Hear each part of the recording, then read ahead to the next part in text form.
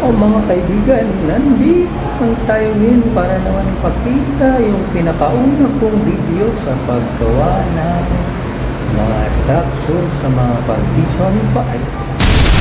Kasi first time ko to, hindi ko to talaga napapanood ko lang to eh. Pero mga kaibigan, so ito ay condominium ng aking opisina at kaibigan. Gusto niya ipagawa sa akin yung kanyang condominium na lagyan daw ng partition. Kaso dito, maraming mga regulasyon. Gaya na kailangan pag maglalagay ka ng mga lighting system, additional na mga saksakan, kailangan pa alam mo kasi limited lang ang load para sa safety din ng building kasi condominium nga ito. So dapat carefully ingat talaga sa lahat ng mga bagay kasi may makakapek dito sa iba. Okay, so ngayon partition. Okay.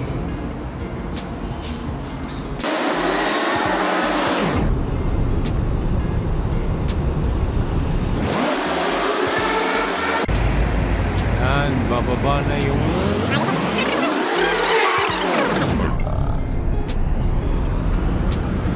dito kami Pinadaan sa exit door ng building A. Ayan na yung dala na nila yung pagkakip. Meron na itong mga studs saka tracks na lagyan. Pogi. Kaya siguro bawala tayo di pogi. Oh my gosh! Okay, originally yung bahay na to, ang condominium na to ay condominium unit ay may isang sakto lang na kitchen area. Ayan, tapos meron dito CR and bath, paliguan. No? Tapos buo lang siya, wala siyang partition. So kami na naglagay nito. Wrap sa pasta. So para matibay, ang ginawa namin by 2 feet ang kanyang framing, no?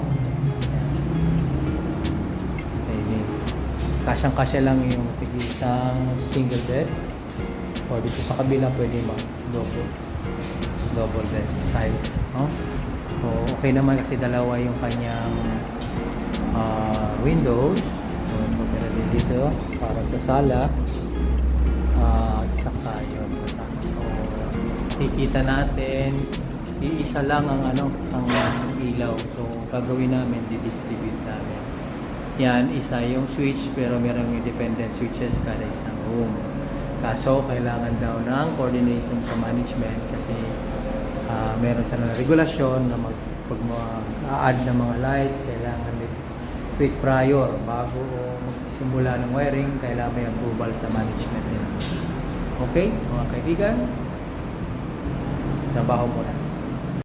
Ayan, okay, nagsisimula na kami mag-install na electrical kasi tatakpan na namin yung partition ng FICEM board, fiber cement board.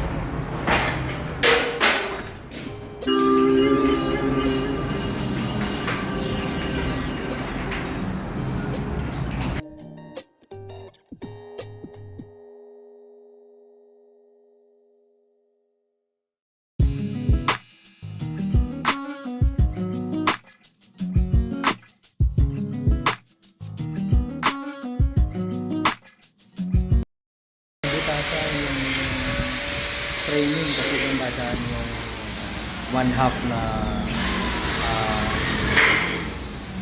electrical hose.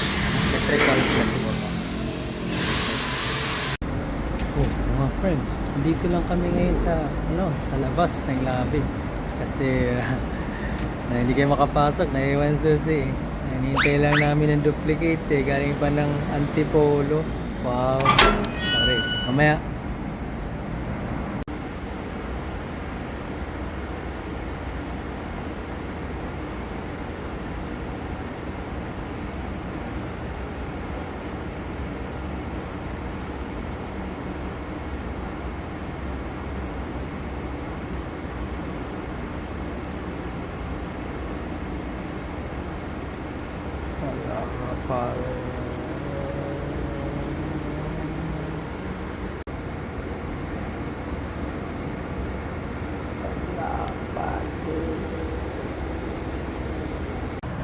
Uwi na.